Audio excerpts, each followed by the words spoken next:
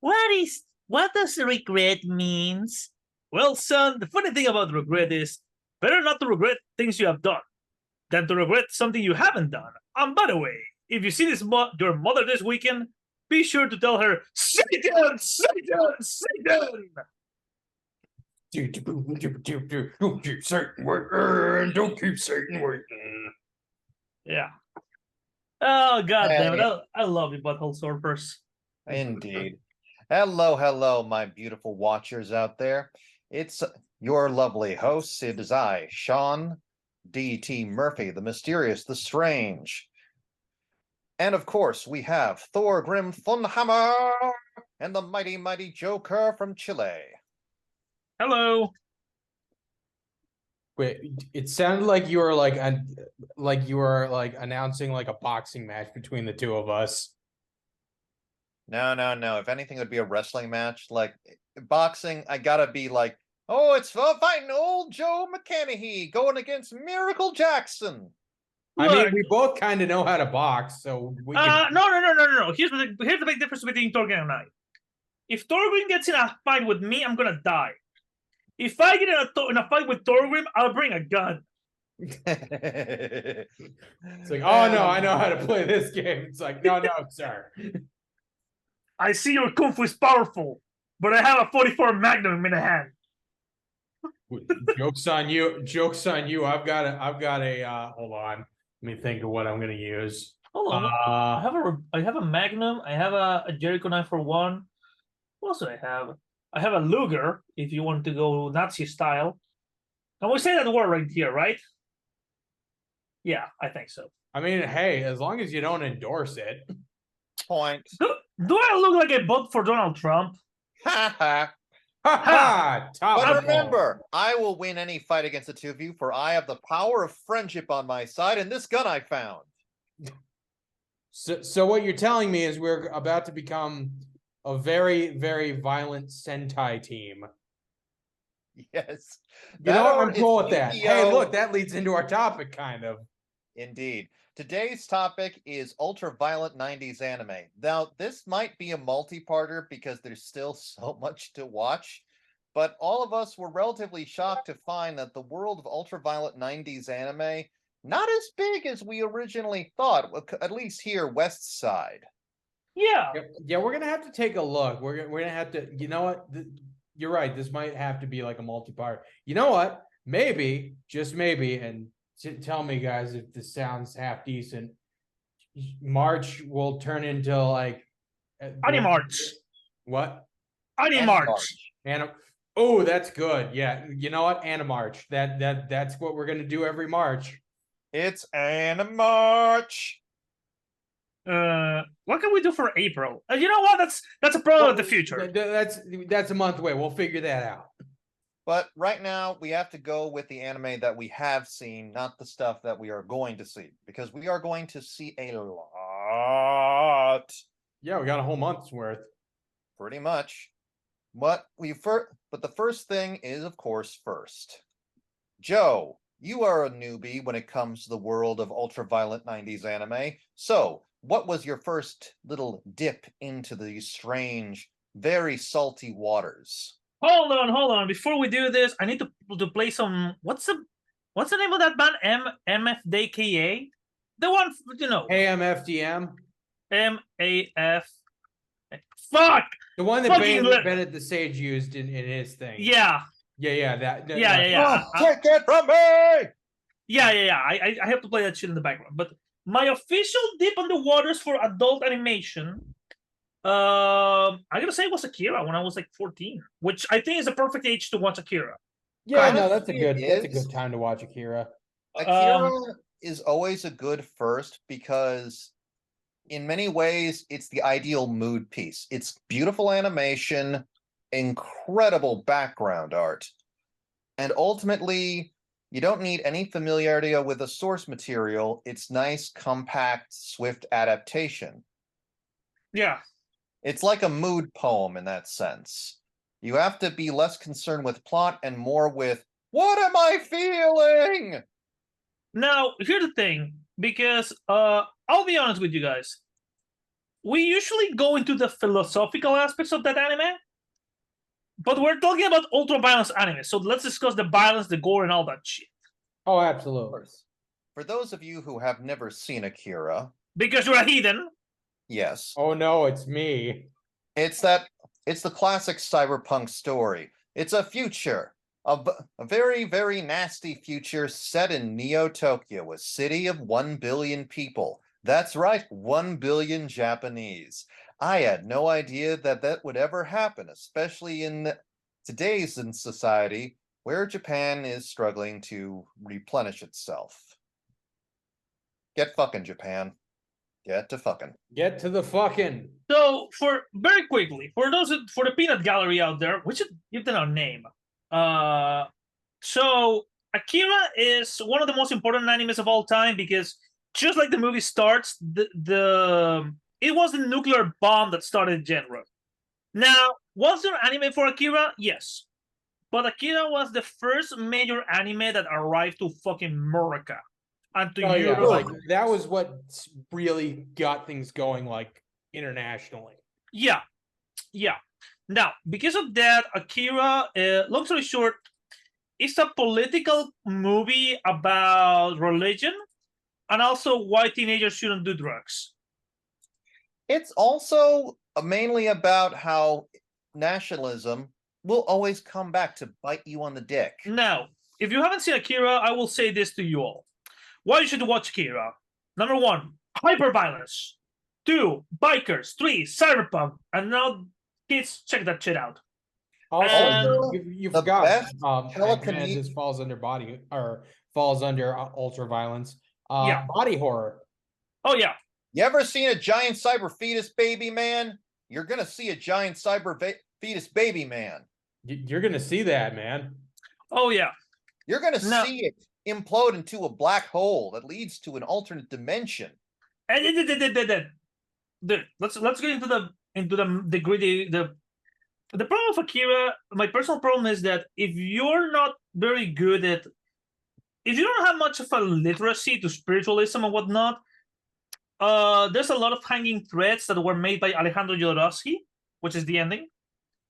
But personally, I think the manga's better, way better. The manga's because it's right to be better because it's able to stretch things out and really flesh it all.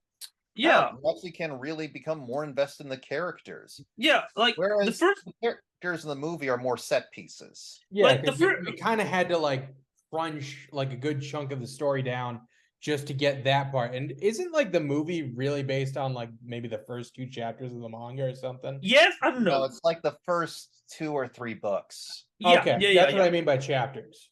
Yeah, but it's loosely based because the manga goes into more details. Like one of my favorite parts of the manga is that the Americans have a response to what's going on, and they send troops to Japan. And the fact that Tetsuo starts creating more psychics. Like, if they ever finally adapt the manga properly, it's gonna be a fucking ride. It's gonna be like at least 53 to 60 episodes. And it's going to be a thing everyone's going to be hooked on. Yeah. Although, like, if you were gonna do that, the tricky part is like living up to the hype of the original film. You have to that animation has to be like immaculate. Yeah, you're not going to be allowed to settle for CG. Oh, here's the thing. Believe it or not, this is the trivia bit. Akira might be one of the most popular animes out there, but it's so expensive that to this day they haven't been able to recoup their money. I find that amazingly stupid. Yeah. And yet I can still believe that. Yeah, hence why I'm amazed and not simply dumbfounded. But one thing I want to emphasize, when we say psychics, we're not talking, I can read your mind! No, we're talking classic, I have telekinetic powers, and this shit's gonna cause things to explode. And that's the wonderful thing about anime. I've never seen any other genre of entertainment that has found a way to basically portray telekinesis the way it should be, as so fucking cool. It is the coolest fucking superpower.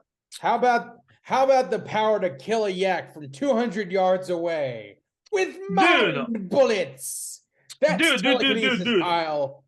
Look, I'm gonna say, when Tetsuo acquires his powers, the first thing he does is he crushes people against walls, and they explode.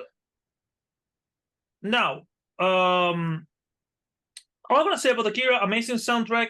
The characters actually look Japanese. If you're looking for an anime that has like chibi and all that shit that nowadays they're trying to push, no, it's very realistic in its depiction of people. It's nice to see like actually getting the proper ethnography right. And also, the other thing, there's a lot that the movie doesn't tell you, but it expects you to do the mental math. Like, oh, why do these kids look like old people? Shut the fuck up and keep watching. You'll get it. You'll piece it together. You'll infer what you need to infer. Why does the kid in the floating wheelchair look like a tiny Marlon Brando? Don't ask. Grandma, please. I'm trying to watch the movie. What? Who's that character? What the hell's with the Grandma, hallucinations of milk monsters? Well, you see, fuck you. Shut up. Now, my second major involvement into the 90s, I mean, it's not 90s anime, but you know, I think this was the last legs of 90s ultra-violent anime, was the Animatrix. Ooh, you know Yeah, it the was, Animatrix, like, you know, it was basically one of the last hurrahs. Yeah, Yeah. that was on like the cusp of the early 2000s, I want to say. Yeah, Let one me could double say that later Batman Gotham Knights, because it's also, the studio allows you a lot of freedom, but I don't know, maybe because Batman is a little bit more tame and doesn't allow you to go into more dark territory. Well, like for animation maybe, but like for Yeah. the comics, no, you can. There have been plenty of Batman stories that have gone like really dark. Yeah, but we here's the also thing. have to understand that the Gotham Knights was intended as a loose extension of the Nolan verse. Yeah. So Okay, you can yeah. go so far. Yeah. To what I'm going is that, yeah, the comic book might be ultra violent, but here's the thing. When you have the fucking team that made Ninja Scroll, and we're going to talk about that one, not showing Batman decapitating somebody with a batarang, you're like, yeah, this is tame. This is, Yeah, but at the same time, that kind of doesn't fit Batman Batman proper that much. True, but it doesn't fit the anime that much, is what we're saying. Again, that's kind of that's that line you have to toe a little bit. Okay, so I'm checking right now. Animatrix came out in 2003. Later than I thought. But yeah, but like having, like, I will tell, let me put it like this. When you have the team that made Ninja Scroll and the Highlander anime doing Batman and not going full ultra violence, it's like having David Cronenberg not doing body horror. It feels like something's missing, which is one of the reasons why Map of the Hollywood Stars just didn't quite hit right. For those of you who don't know, that's David Cronenberg's incest movie. But you see, there's still some horror in it. It's like, okay, it's like, let me put it like this, and I'll give you the weirdest example I can come up with. It's like asking Peter Jackson to do a Teletubbies episode. I get it. But with the same budget, with the same effects, in the same line, you know? Or it's like, and I know this has happened, it's like asking David Lynch to do a Disney movie, which he did, with a movie about the guy who travels through USA in a monologue. Truly. Had they remade that movie today, you know, he would probably just be on a Segway. Then I saw Ninja Scroll, which it hits the right spot. Yeah, that's gonna scratch your itch. Yeah, it's gonna tickle your balls. Yeah. The animation is good. The fights are fantastic. It's very rapey, but again, it's 90s anime. What to expect? Yeah, it's one of those things where like that kind of comes with the territory with a lot of your, you know, ultra violent 90s anime OVAs. There was also that nonsense scene, which was pointed out by Bennett the Sage, where it's like, why is this dude addressing this female ninja while he's fucking a girl? I know why. to show that there are intimacy issues regarding our central female character? No, not just that. Not just that. To show him that to him, his mission as a politician is little of importance to him. Like his personal pleasures are more important than the mission. Oh, well, that makes a lot of sense. It's like At the same time, I'm impressed by his ability to multitask.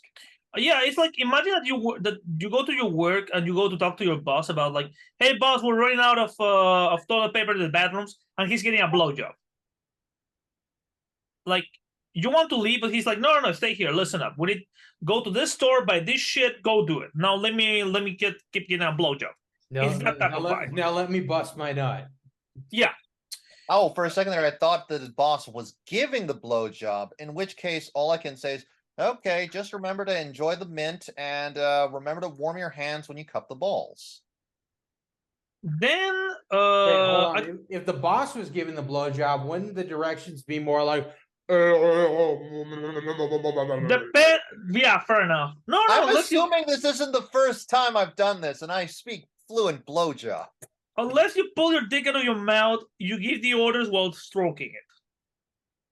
Oh yeah, no, yeah. You pop it out. You start. You give it. You switch over to handy. Look, man. I'm getting flashbacks to the instructions on how to give a frog a blowjob, like a proper hand job from Beer Fest. Look, man. All I'm gonna say is, when you're getting laid, and a relative of your partner calls you to ask you a question, and you have to talk while pretending that everything is going all right, that's a skill, dude. Oh yeah, you got to be able to not go. You have to somehow channel being British. Oh no! Like one of my cousins give me the right technique. You start thinking about anything else that won't turn you on. Like think of a chair. Think about baseball. Just think about baseball. No, because that's a phallic symbol hitting balls. Oh no, shit, you're right. It's like no. Think of the song Put Me in Coach, I'm Ready to Play. You know that song by Creedence Clearwater Revival? Oh you know, okay, what about baseball. What my cousin used to do, he would think about his accounts. Like, okay, I have to pay the utilities, I have to pay this other shit. I wanted to buy this shit. Fuck no, I cannot do it anymore. She's sucking my dick. Think about the medical insurance you have to pay in a couple of days. Okay. Even I think the medical insurance is too much just because, wow, that is the ultimate mood killer. Anything having to do with insurance. Yeah, at that point, you're just gonna be pushing rope after the call's done. Like at this point, you are going to be softer than. Okay, I can't think of something properly softer soft. than a Casper mattress. They're never going to sponsor us. Casper mattress sponsors, please. Okay. Oh, but you know, going back to that. So Ninja Scroll, 10 out of 10. The Highlander animation, because it's in the same vein, I will say this. What's the first Highlander? What's the anime? That's all you need. Yeah, I would agree. You don't need any of the other Highlander movies. Don't punish yourself. Unless you're like someone like me who would just go like, hey, you know what? Screw it. Let's see what happens with the whole space thing. Look. I want to be good. I want to be generous to the Highlander trilogy, because even if the movie's bad, there's always at least one thing I can find good in the movies. And that's usually soundtracks. Yeah. Highlander 2 has a good soundtrack. Yeah, but it's kind of hard to beat like the original that's just using Queen's A Kind of Magic, just using that whole album as the soundtrack. I mean, dude, it's Queen. How the fuck do you top that? I know exactly. That's what I'm saying. Like that's a hard act to follow. And then of course there was the other post-apocalyptic Highlander, where for some reason it was made in Canada and was not good. We don't talk about it. Speaking of post-apocalyptic ultra-violent anime, I never seen Fist of the North Star. To be fair, it is like the early version of it, like the original anime series is kind of rough. It's a lot of censorship. and you're much better off trying to watch the movie, but good luck with that because trying to find an uncensored version of it is also pretty hard. You know what, There man? are the OVAs, but once again, that can be a mixed bag since the canonicity of some of these things is really a toss-up. See, for me, like the jank that comes with the original series is kind of part of the charm.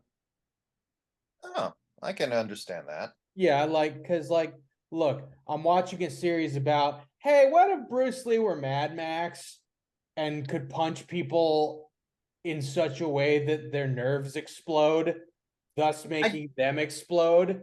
I just want someone in that universe that's asked the most relevant question. Okay, where are all of you guys buying or finding your leather goods?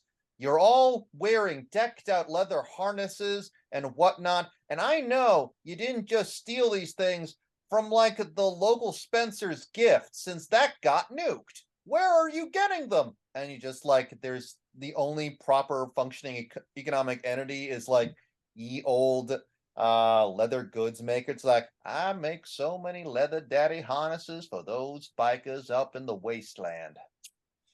Wasn't like this back when I was just a humble worker over at the leather shop, selling these goods to all the dominatrixes and subs all across America. You know what, man? It made me realize something. There's Uh, only one movie, live action, that I don't know if it's based on an anime, but I think it's the perfect incarnation of what's so awesome about 90s anime. And that summarizes it perfectly. What? Ladies, gentlemen, and everyone in between, I bring to the court Exhibit A, Reiki O. Oh, Is probably the closest tonally to what we're all talking about. yeah, pretty much. Like that's probably the best quote unquote. Well, that and also the live action Wicked City from Hong Kong. The live action Wicked City from Hong Kong somehow manages to be a little too confusing by trying to say, instead of Black Worlders, they're the shape-shifting reptoids. And I'm like, you could have just said Black Worlder and just said, we think of these guys as demons, and it would have made things so much easier. Yeah, but again, I feel like some of the confusion and that, like, that's just part of the charm still. I can see it. I can see it. Plus, you also have the guy fucking a girl who who shapeshifted to be part, well, pinball machine. And then into a motorcycle afterwards. Well, to be fair, she was forcibly turned into a motorcycle because at the time she had transformed into, well, the super digestive elevator. Like she was going to eat people alive. So, sorry, I'm just thinking about the one thing about Ricky O. The director, yes. What's the scene about? So in this scene, I want this guy to cut his stomach open and use his own guts to try to asphyxiate this other guy like a fucking garrote. Gotcha. And action. And action. Dude, again, like there's something very attractive about ultra-violence anime because I think what really makes it all about is the fact that it's so taboo. Maybe back in my day, it was very taboo to watch that type of shit. Yeah. It was this beautiful, I'd almost call it the safe exploration of taboo. Yeah, like violence. It was fun because it was naughty. And the other thing, sexual taboo in this case, because I think that's one of the reasons why we tend to get so annoyed with modern anime, because you either have it playing too safe, or the taboo it's exploring is one that we can all agree is pretty evil, namely, I want to taste the lily. No. Oh, like, dude, like, me and the gang, we were watching Urotsukidoji.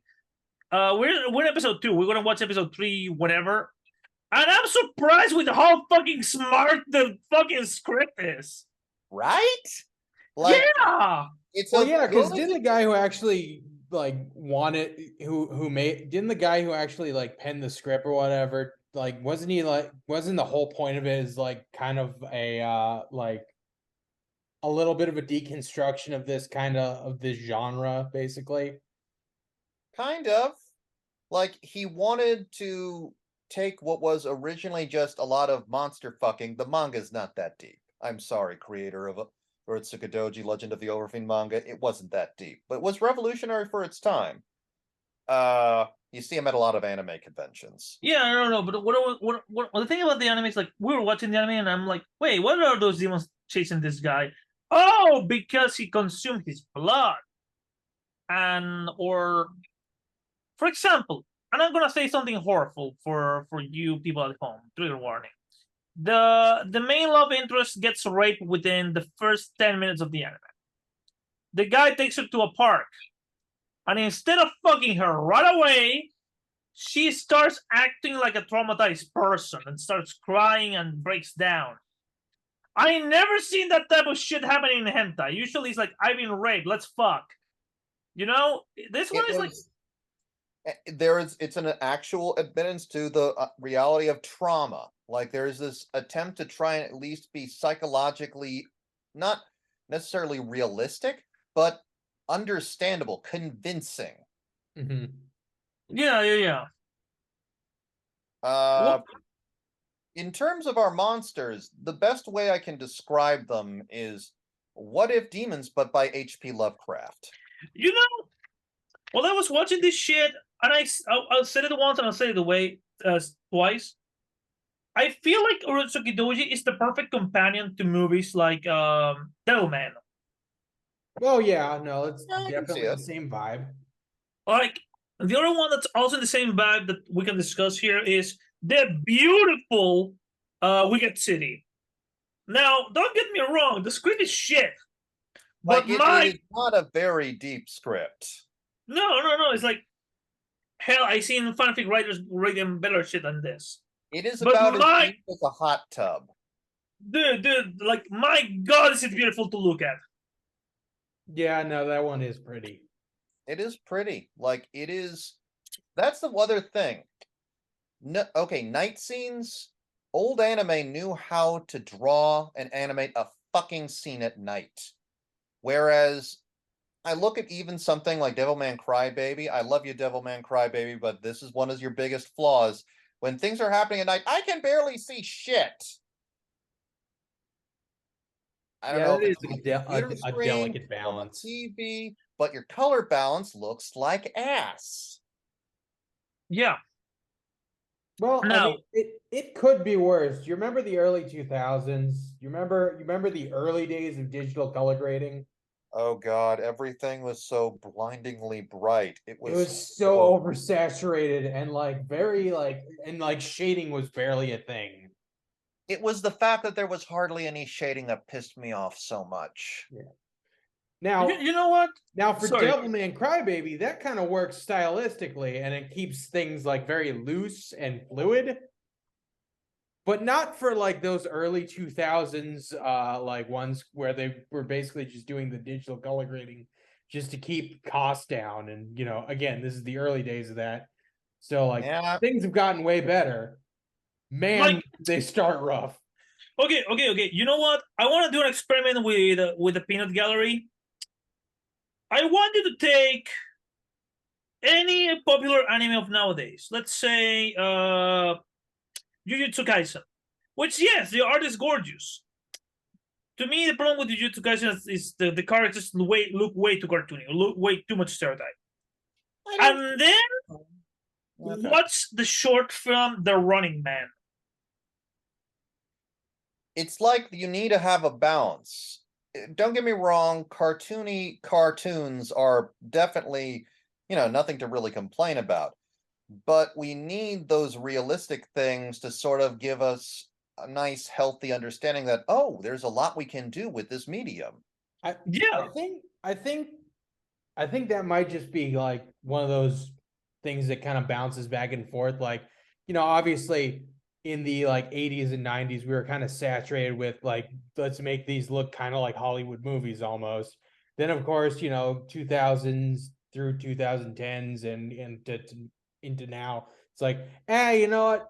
We've done that for a while. Let's stylize things more. So who knows? I gotta imagine maybe maybe we'll start swinging back towards the whole let's make our character designs a little bit more realistic, less stylized, or who knows? Maybe like split the difference or something. Speaking of which, I did share a Ah, certain trailer with both you and with Joe. hold on, sorry. I'm watching the Running Man, the scene where the guy's screaming and his veins start popping out, and it made me wince. You know how hard it is for an animation to make me wince? Well, I now know. Oh But wait, like I was saying, I sent these two chuckle fucks a trailer for a new anime that's apparently loosely not loosely, but tangentially connected to the H.P. Lovecraft story At the Mountains of Madness.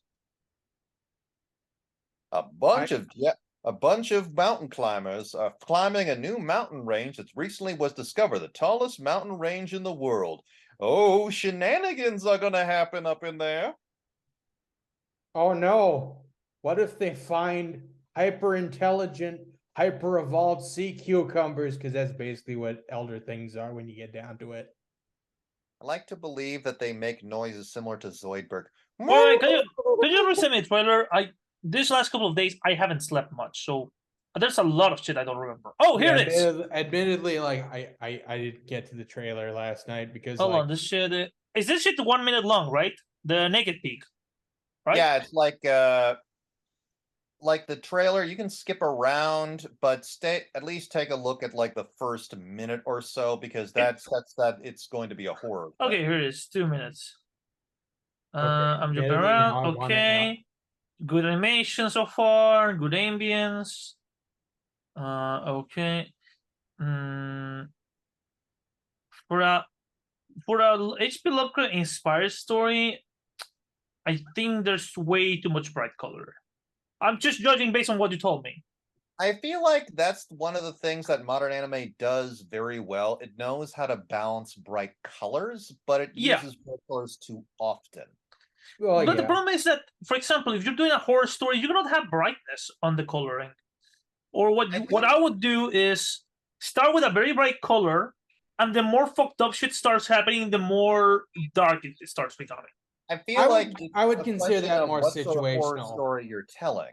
Yeah, like if you're doing the color out of space, you don't want everything to be brown. Dude. Oh, what if the want it to color be out of pink. space was a terrible shade of brown?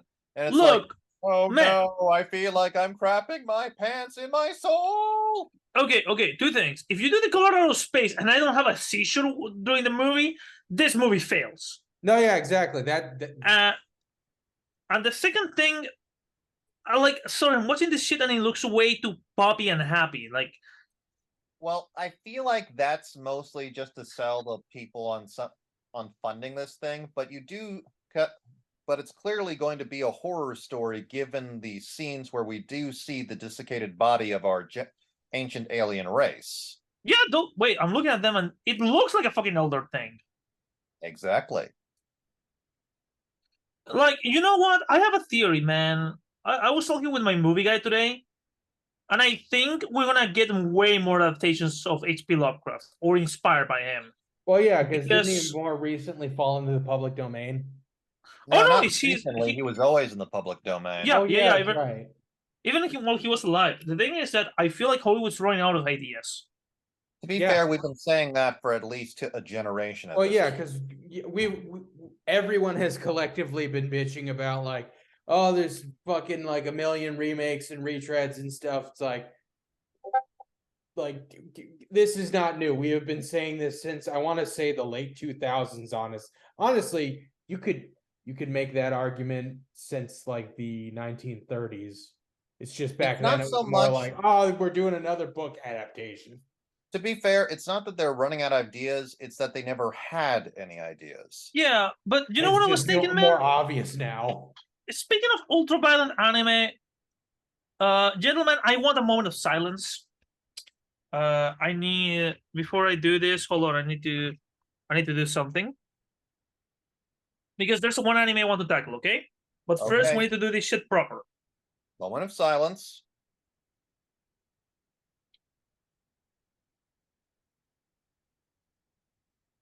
Okay, that's long enough. Okay. The Junji Ito collection and the Junji Ito anthology. You know, we should cover that simply for the sake of respect for Mr. Ito. Of Yeah. all the anime adaptations I have seen in my travels, this was the most shittier. Like, I wonder if it's. Okay, if I don't know anyone how you would deserved do it- that properly. Okay, here's the thing. There are only two ways you can appropriately handle Junji Ito's more diverse oeuvre. Mhm. For any of the anthologies, one, don't mix in the Tomie into the anthology. Tomie is its own thing. Yeah. Make a Tomie series if you really must. It'll be great. Yes. We'll all enjoy it. Yes. But with Tomie, and some of the more okay, with Tomie especially, you need something like your classic 90s style ultra-violent anime. You need something that's very realistic. The colors are more muted. It's much so that when there are bright things that happen, it pops more, but it also needs to be a lot more surreal. You need something that's a lot more about setting up an emotional impression as opposed to being visually realistic or just actually lucid. You need to make this something that tries to capture the feeling of the story rather than trying to just directly translate the story, which is what all of these goddamn things try to do. So other I thing, had a thought here. Mm-hmm. How do I put this? I wonder if making the style of animation a little bit jitterier might help. You know what I would do? I would do what the Uzumaki is doing. I would make it black and white, and I would what's the name of that art where you draw on top of real people? rotoscope. I would rotoscope. At least partially, Rotoscoping, that would make sense, I think. I think so too. The other would be for all your more anthological pieces, your individual stories. I'm gonna be frank, as much as I love Junji Ito's art, for the sake of animation, guys, you gots to go with mixed media and mixed styles. Yeah, Dude. to Like, to go get the mood of crazy. Junji Ito, yeah, you'd probably have to do that. Look. I've been saying this shit for a while. If you want to do Monsters of Madness, the best way you can do it is by making the horrors be in stop motion. Yeah, Yeah. true. So now I just want to have a series that's just about the adventures of a giant penguin in the Mountains of Madness. Like I it's a story of a boy and his dog, but it's an elder thing and his giant penguin. Okay, so to circle back to something that you said earlier, Sean, I now really want to animate an elder thing doing the Zoidberg Curly Joe noises. Woohoo! Okay. You know what will be funny? Yeah. Showing an elder thing like ripping a human brain out. The other ones are going like, "What have you learned from his brain?" Like it just kind of brained Curly Joe. Yeah. It's like you see him like doing that like sign, like doing the like color thing, and there's like subtitles below, and then all of a sudden you hear this sound come out of its top head. You know what I mean? The top part where the sound would come from. Yeah. All of a sudden you just hear it go. And he starts flailing his tentacles around. And I And can then just just the imagine other two even the look at elder each other things like- are laughing at this. They're confused, but it's like It's like, huh? Oh my god! I'm Yeah. sorry, but okay, I had a fucked up dream. Somebody grabbed audio clips of the Three Stooges and do something like the Three Stooges at the Mountains of Madness or the Three Stooges at Innsmouth. Oh, I want to do that now. But here's the joke. What I'm thinking is they managed to survive and escape by not realizing how dangerous the situation is. Yeah, that's in character for the Three Stooges. That is true. That is very accurate. Okay. Yeah, okay. hey, Mo, So we look, come- it's a sea cucumber.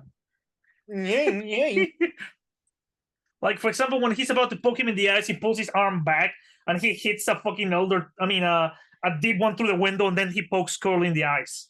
It's like, I love it so much. oh, it's Uh, dumb. I what- love it. Wherever you are, boys, wherever you are, we miss you, all four of you. Don't And you yes, love it? I'm counting Shemp, okay? Because Curly No, Joe. no, I was gonna say, don't you mean technically 5? I was gonna say Curly Joe was a good filler, but you're gonna top the original, man. Okay. But now that we've covered Three Stooges, where The should greatest of all we put- anime. Where should we? Yes, right it up there Lovely, with it King took of the you a Hill. second. Okay, where would you put the Marx Brothers? The Marx Brothers. Wait, I know. No, The Marx man, Brothers hold are on. I assistant- came up with the greatest movie moment, the Marx Brothers. Okay. Oh, hell. The Marx Brothers are on a trial by McCarthy for association with communism. Damn it. And it's them pulling their own defense. It's the joke's right there. They write themselves. Mr. Judge, Your Honor. No, but thank you very much. I'm flattered. Anyway, how can we be accused of communism when we are simply some 4 honorable businessmen? Me, myself, I, and of course, whatever the heck Zeppo was up to. Oh God. Why What would are you the say Marx? that you're a Marxist? Well, my name is Marx, but I earned them all very well, very self-respecting, top of the line. You know, sorry, go. Oh God, and he Going- just says, we accuse you of being secret communist. Honk. What? Well, you said the secret word. What word? Communism. Honk. Say the secret word, and the duck comes out. Oh man. You know what? Of all the things in entertainment, I'm a firm believer that if there's a heaven and you go there, there's a movie theater where you can see all the movies that were not made. And I want to believe that when I go to heaven, because I live my life in hell, I'll be there and I'll be able to watch the Marx Brothers and the Three Stooges doing a crossover. I want to watch Godzilla versus the Devil. I want to watch Godzilla versus Cthulhu. Larry Flint. Oh, I want to see Godzilla versus Cthulhu. I want to No, see Godzilla Godzilla versus versus the Larry Wolfman. Flint, Oh wait, no, because you of- actually can see that.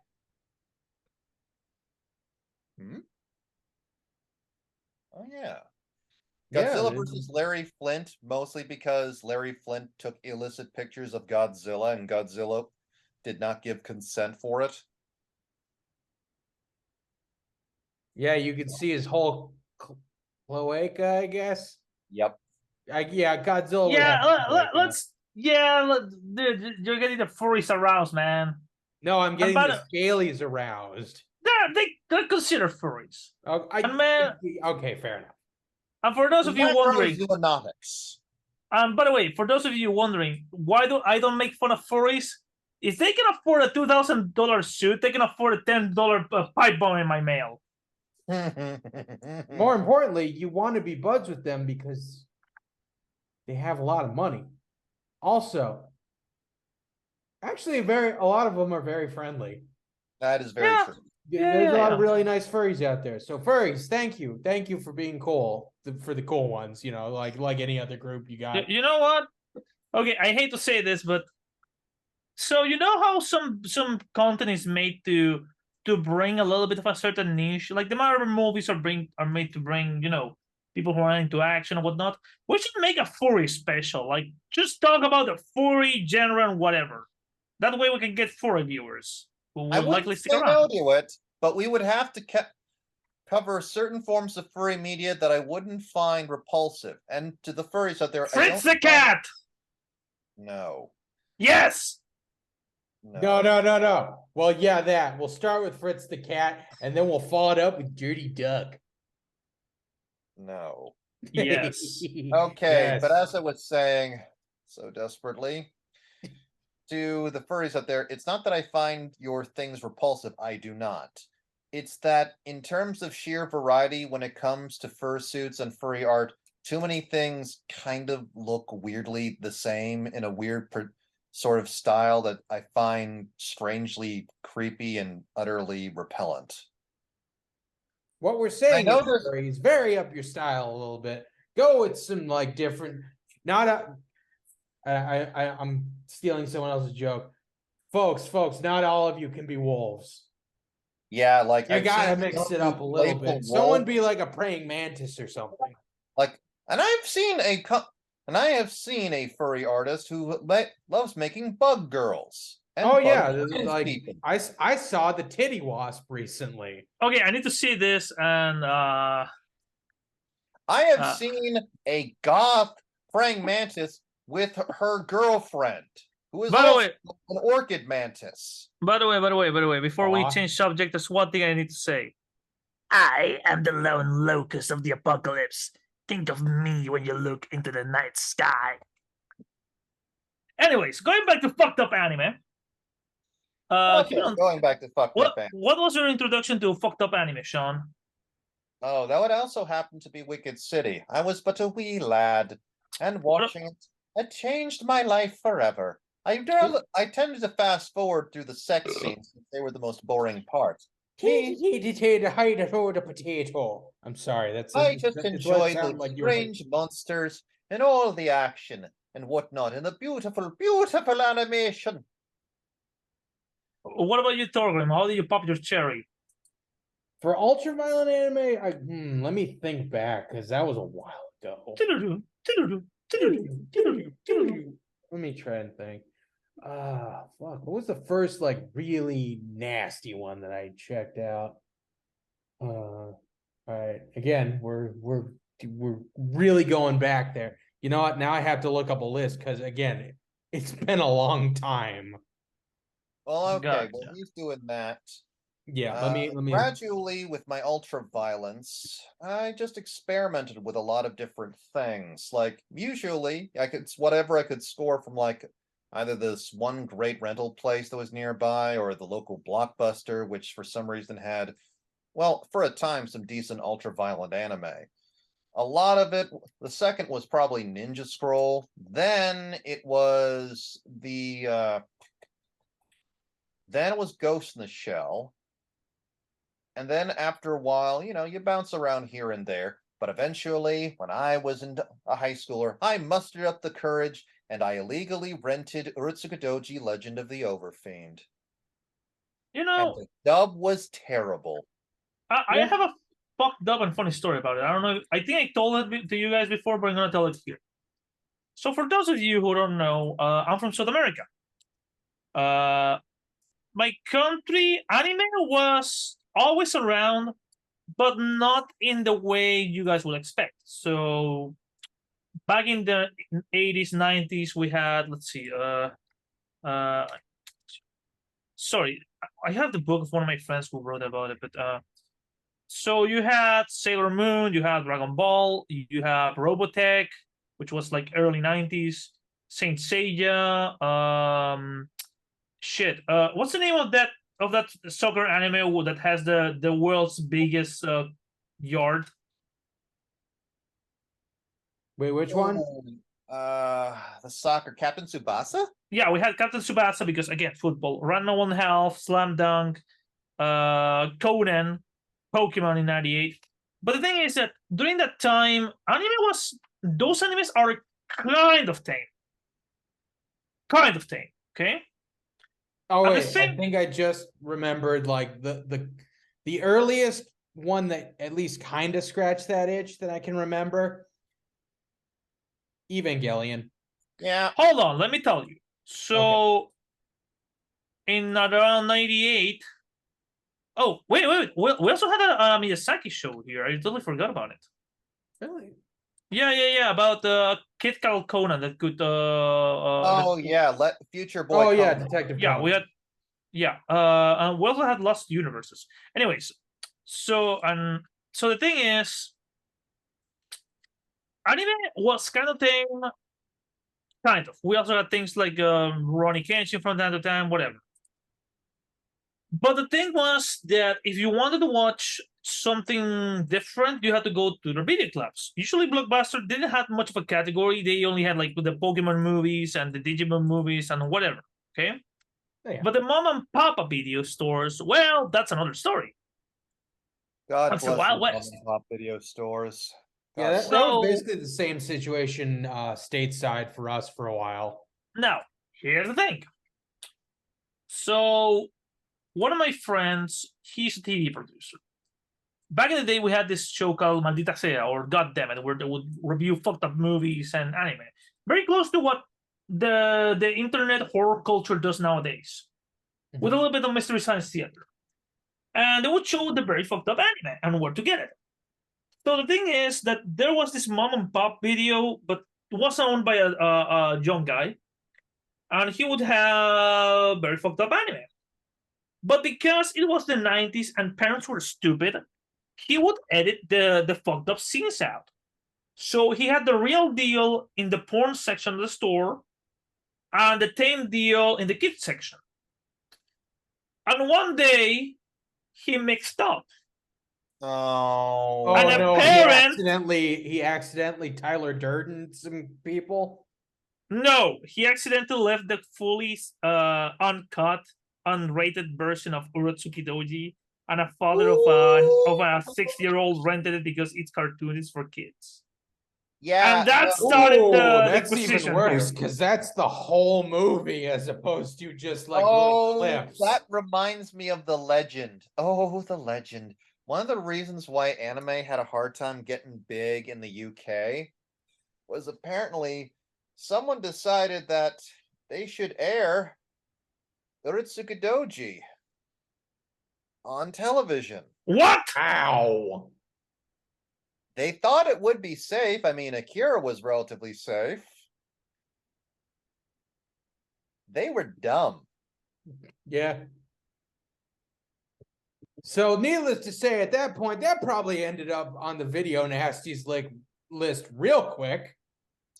Real fucking fast. Real fucking fast. That being said, I think I might have brought this up the last time. Speaking of the UK and anime, there's a particular there's an English dub of what you call it Urotsukidoji? Yeah, that's the one. I always refer to it as the English dub because man, they get real British in there. Before I Okay, forget, now I'm just imagining, for whatever reason, Lum with a Welsh accent. but by the way, before I forget, yeah, there was a huge debate over anime, and basically, the parents. I mean, the problem is that the ultra right here, the old ultra right said no, it's anime. This thing has cartoons, and cartoons are meant for kids. You cannot have cartoons for adults. That doesn't make sense. Long story short, this shit ended, and on local television they showed Neon Genesis Evangelion, but they would have to have a warning before every single episode because they wouldn't show it at night. They would show it around 6 in the afternoon. I think they would show it around 6 in the afternoon. Yeah, on Saturdays in the afternoon. Why? Yeah. To fill space. That point. Okay. Yeah. Well, the world of Oh. ultraviolence, the problem with modern anime is that very little of it, like I said, really tries to scratch a taboo. The closest we get are weirdly playing with lolicon crap, which Well, ain't- again, like you do still get your occasional Devilman Crybaby and stuff like that. true. But what Like, I'm saying is It's one of those things where like the genre has gotten bigger medium, I guess. It's not so much a genre, so much as a medium at this point. The medium has gotten a lot bigger, and as a result, you got to appeal to a broader audience if you want to actually get anywhere. agreed. I guess we just need more ultra violence. Oh yeah, just peppered in a little bit here and there. We need someone to pull off that epic punch. from Wicked City, where the guy literally just smashes a dude's face. Yeah. Just pepper that in somewhere. No, yeah, just sneak in a little bit. And it seems like here and there, again, you do find stuff like, holy shit, his head exploded, or holy shit, his guts came out of his stomach and became penises or whatever. Yeah. And whenever you see one of those moments, you're like, we're still doing that. Nice. Though they still had a good bit of the ultra violence, more or less, back around the mid 2000s. You had things like Basilisk, Helsing. Huh? Helsing. Helsing, yeah. Okay, I got an important question for the same subject. When does gratuitous violence starts becoming edgelordy material? Oh, that is an excellent Violence jack. question. Yeah. Like, for example, I know that Goblin Slayer could fit into the 90s category of ultra violence, but at the same time, I feel Goblin Slayer is. I don't find the appeal to it. Goblin Slayer really is more it wasn't trying to be edgy so much as it just happened to be edgy.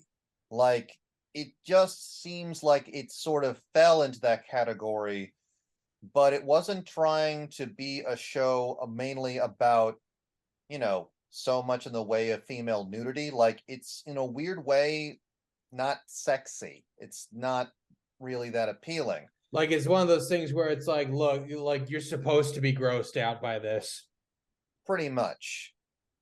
In that sense, it fails at it's accidentally falling into edgy, but there's no real heart in it. Whereas there are two kinds of edgy, aside from the third that I just mentioned here, where you just sort of fall into it.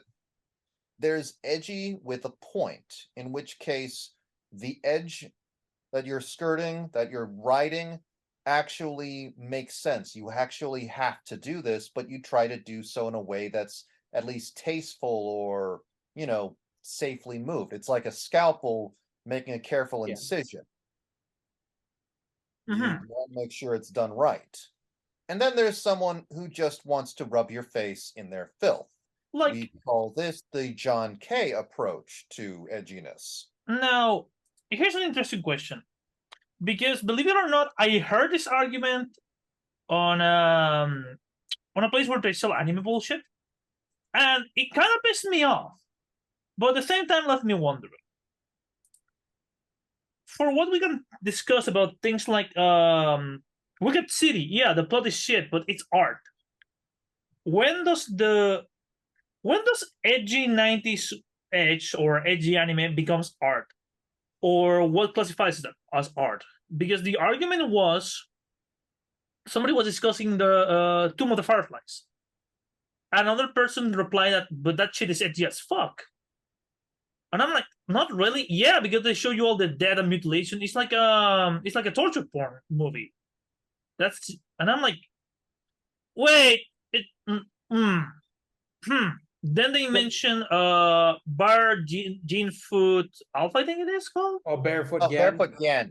Yeah. And I'm like, yeah, it has a point, but at the same time, this shit is art because it's depicting something that really happened. Yeah. Like I said, the edge there. So I think the has to be point is shown. what makes it art. Yeah. But it's not just that, it's also the effort you put into it. No one, like, you need that combination of purpose and effort. Like, this person went above and beyond to get their point across in a way that is both beautiful but somehow unpleasant.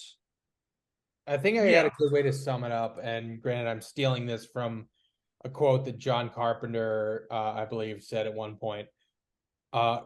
Movies, at least the good ones, and you could probably apply this to just about every art form, have themes. Yeah. So, like, the effort in, like, keeping a theme consistent and, like, if your movie is about something, like, on, like, a metatextual level, that usually helps. Makes sense. Gels. Totally understandable. Because like a theme will springboard the rest of your ideas. Now, there are some interesting things that on some level I want to see revisited, like with a proper budget, a better directing staff, that sort of thing, because although they are very edgy, there is a good point to them. Like, here's a good example. I can't remember the name of the manga author. I would look it up, but right now I'm sitting on my phone. And my butt is Herculean in terms of its weight. Anyway, the guy who created things like Magical Girl Sight or Magical Girl Apocalypse. Now, there was a Magical Girl Sight anime, and then we forgot about it. For a lot of reasons. It's not that great. I feel like there's also a lot of like Go Nagai stuff that we can revisit. Agreed. Especially since we've got, Devilman Crybaby, we could probably give that treatment to a number of his like older properties. And we make like a new adaptation of Cutie Honey or Kekko Kamen, or hell, even something as weird as Demon Lord Dante. Hey, I got an idea. Why don't we remake Iron Virgin June? You can tell an interesting feminist story. Oh yeah, you could absolutely do that. Like, here's the thing. Like, the good thing about art is that it can be remade, and by being remade, you can bring it back to a new audience. Like, the best example I can think of as a sort of remake is Neon Genesis Evangelion and the Rebuild. Oh yeah, all the Rebuild films. Yeah. Still need to watch all of those. Oh man, they're fucking fantastic.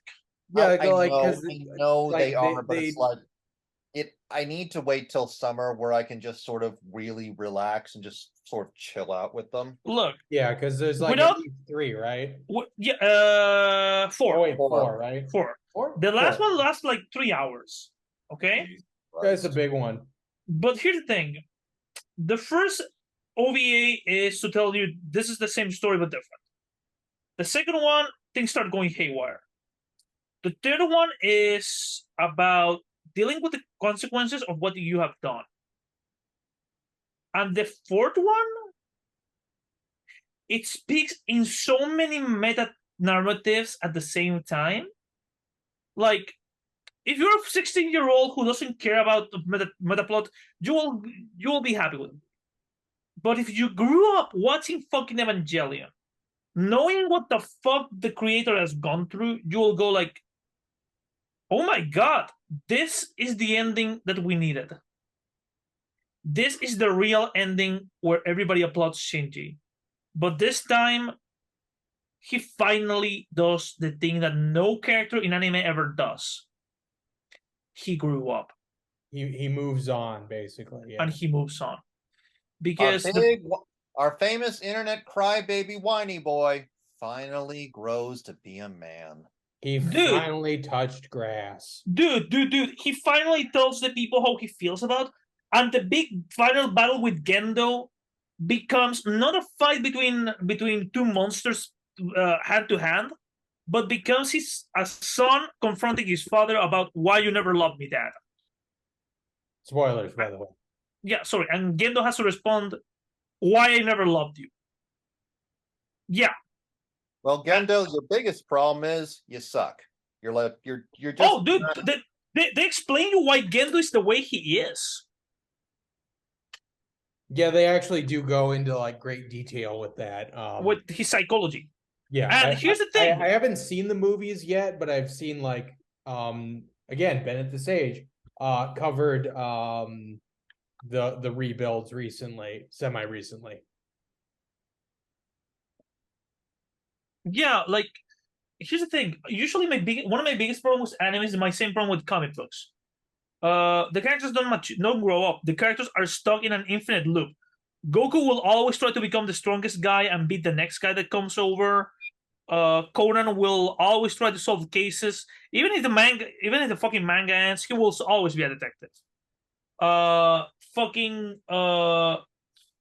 will always be the strongest guy there is. Nobody can top him. There's only a handful of stories where the character actually grows up and goes like, you know what, I need to move on.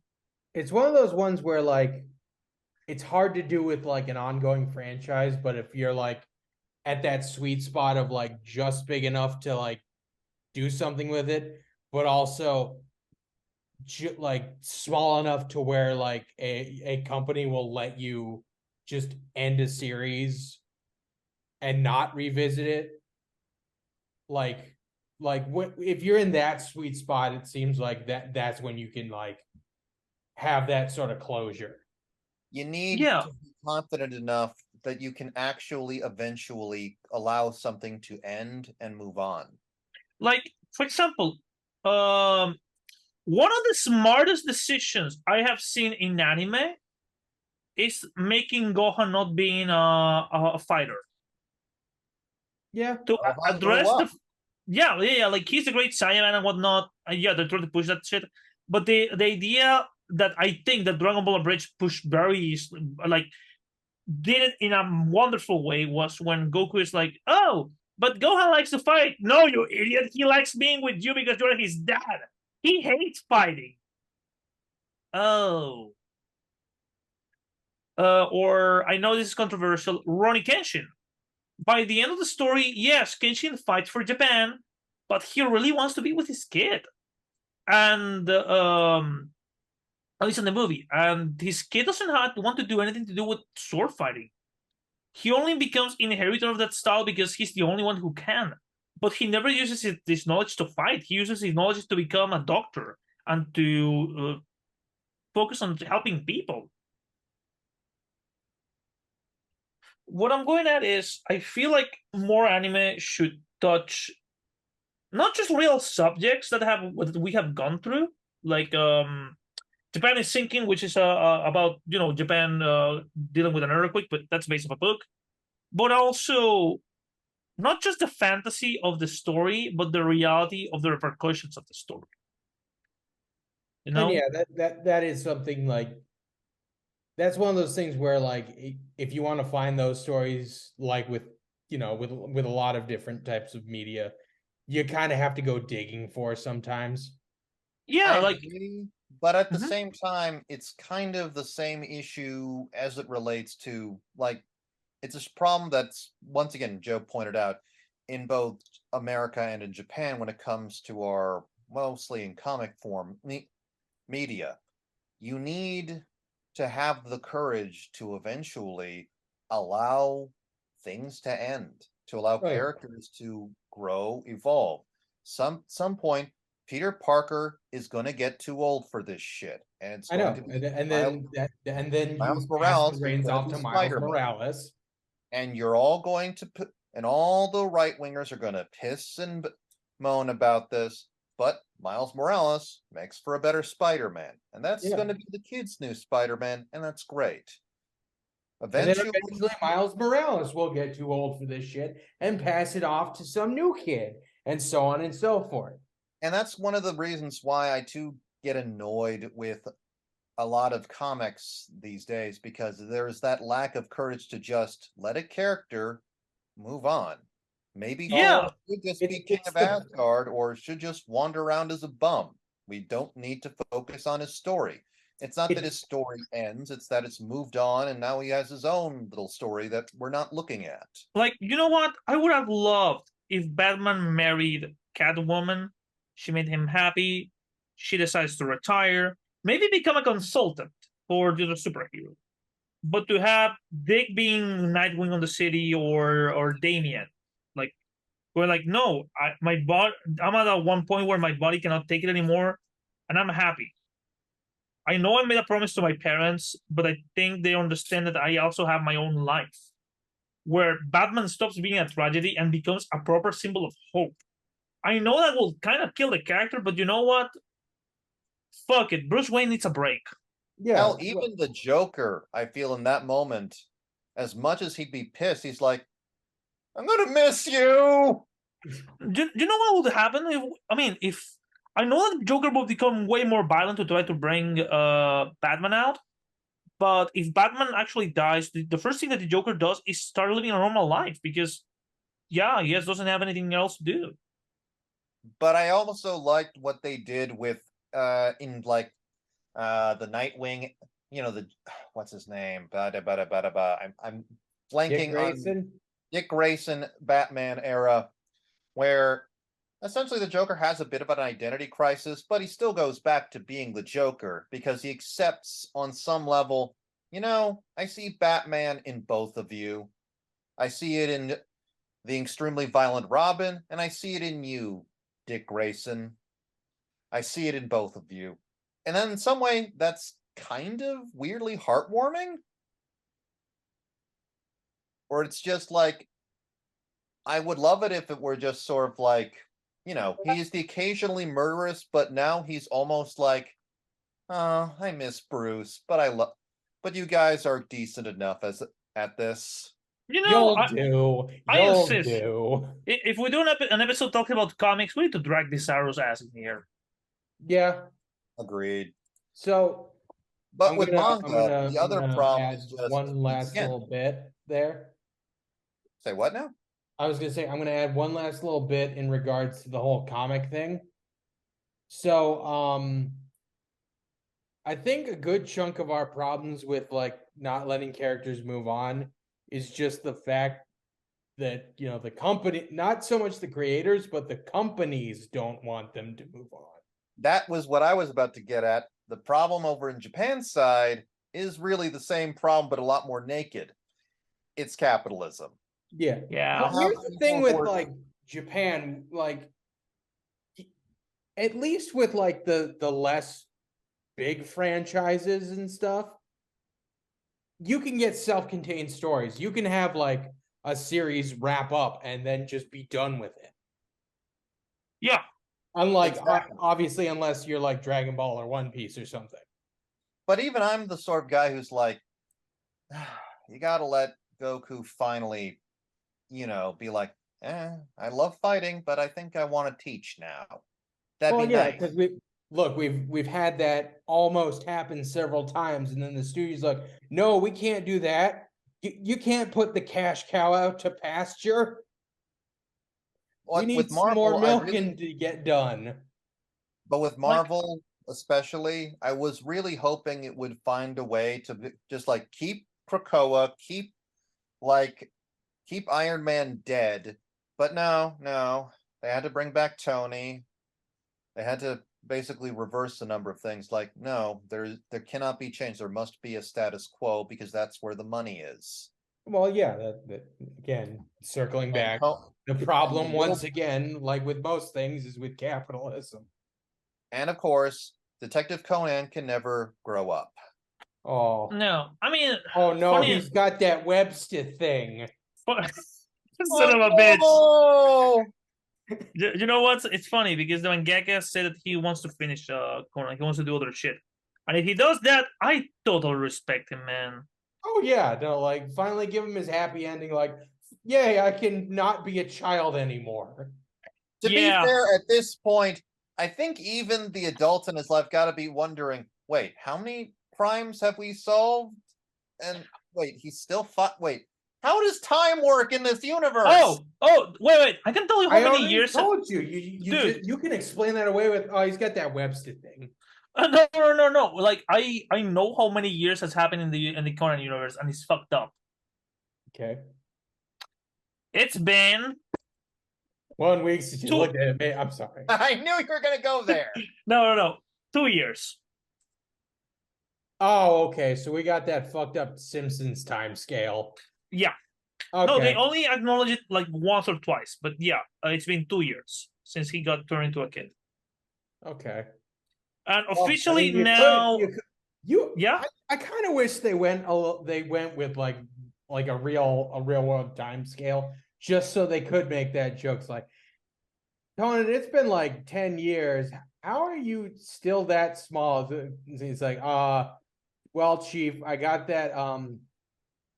You remember Emmanuel Lewis from the Manny Mo and Gary Coleman? I got that thing going on. And he's like, oh, okay, I'm sorry. I didn't mean to bring up a sore spot or anything. That's fine. Anyway, what's the murder of the week? Like, Funny you okay, should ask. Anyway, dude, like I fucking love Detective Conan. It's one of my favorite mystery animes. Mhm. But got like my only problem with the show is that it's way too long.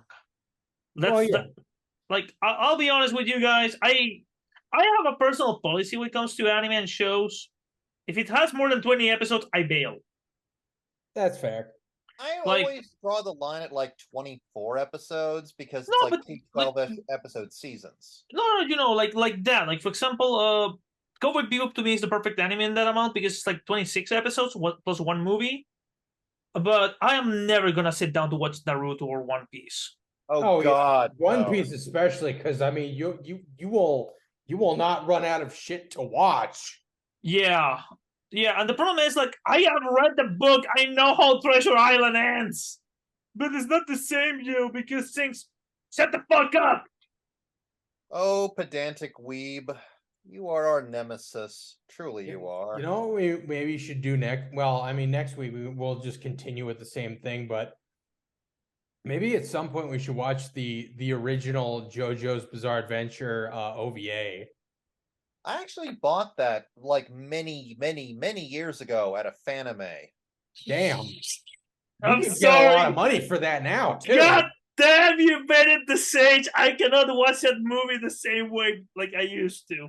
I know. I break you. The Annihilator. My name's Spaghetti. Sure, whatever. I want to be called. To It's be like, fair, Joe, I Vicky do have Enforcer. many- I want to be called Spaghetti. All right, whatever. just remember at some point to send me your address so I can actually mail you my copy of Rise of the Ogre. I love you, man. Oh, in a related note, I know Cracker Island came out, and the problem is that they have a guy who sings reggaeton. So I don't know if I'm gonna buy that album. Today I bought an album, by the way. Oh, Huh. like a proper album? Yeah, like I collect albums, man. Oh, okay, nice. Like here's the thing, there's bands that I like and bands that I love. Okay. Like, but I can separate. Like, it's weird. Like, for example, can I buy a Morrissey album? Yes. Do I like the guy as a human being? I fucking hate him. Oh, absolutely. Because I mean, Yeah. What was the look, a song lot that of made people, Morrissey most famous? Morrissey fans hate Morrissey. The song that made Morrissey famous, like internationally, How Soon It's Now. How does it go? I'm the sun and the air. Like, Oh, the the thing is, song I there. can never remember if I've heard a Morrissey song or not. Okay, question. Have you seen the opening of Charm? That's Morrissey. So shut That your mouth. requires How me can to you do a- say that things gone down the wrong way? I am human and I need to be loved. I'm pretty sure you have heard him because of pop culture, but you don't realize it. Probably. Anyway, guys, I think we have to wrap this up. I am Oh. needed. You know what? Before we go, we should do a little section to say what have we been reading, buying, whatever. The album I bought today was Melancholy and the Infinite Sadness. I'm going back to Smashing Pumpkins, but I know that Billy Corgan is an asshole, so Yeah. Billy Corgan is an asshole. Defense! Sorry, I had to do that. I haven't really been watching much of anything lately. Yeah, Pretty much. I've kind of been on that similar thing of like, I what have been watching. what has old Matt been episodes. doing? Or oh shit. Just a shout out to a friend of mine over at Nowhere Productions. I have been watching the latest batch of episodes from What's Up Punk. Does some very excellent breakdowns of various things within the genre of punk, namely cyberpunk, steampunk, and all the myriad other punk genres of fiction and music. Oh, okay. I was about to ask, like, oh, so it's like not the music. Oh, the music's in there too. Nice. Hey, plus I also illustrated a comic for the guy. oh nice. Well, you know, he's doing the coloring and shading for it. I did the line art. It's essentially a take on what is like, you know, the biopunk approach to something like Pokemon. Wait, Joe. Joe and Sean, I have an idea. What if, and follow me on this one, we do some sort of series that's like, okay, it takes all sorts of genres that have, you know, punk in the name, like steampunk, cyberpunk, diesel punk, atom punk, ray gun punk, solar punk, etc. And then obviously you mix it with punk music, and we just call it punk punk. I was hoping that you were going to say, and then we get an artist and we try and make a new iteration, and somehow, thank you, we get this thing made at least in a short form, because I always wanted to make a solar punk Yalo picture. Okay, not gonna lie, that's got to be one of them. Blood You on know the what? solar panel Fuck it, roof. we'll make it an anthology series. Yes. Punkety punk. Punkety punk, punkety punk. Now it's And just guys- starting to sound like the Buck Bubble Bunk. No. Bleh, I must be Buck going. Bumble theme. I must be going, you beautiful monsters out there. Just remember, people out there, tip your wait staff, be good to each other, and always remember to be a no good dirty punk. And watch fucked up anime. Punk. Punk Punk! everyone, one and all. Oh, by the way, funny enough, I once had an idea for a cyberpunk comic. I had the perfect title, but I never worked on it. Like What was dropped it. Title? The entire. I'm gonna write you the name on the chat, okay? Okay. And the entire idea was around that. Huh. Ooh. Like, what if Miami Vice? What if like the 70s culture was set in a cyberpunk dystopia? Huh. Ooh. I Okay, I can see like that. That's Like I yet said, another guys- one that we could include in the punk anthology. Indeed. Sorry, I'm very married to this idea now. All right. Bye. Bye, everybody. I'm gonna head out. Bye bye. Bye.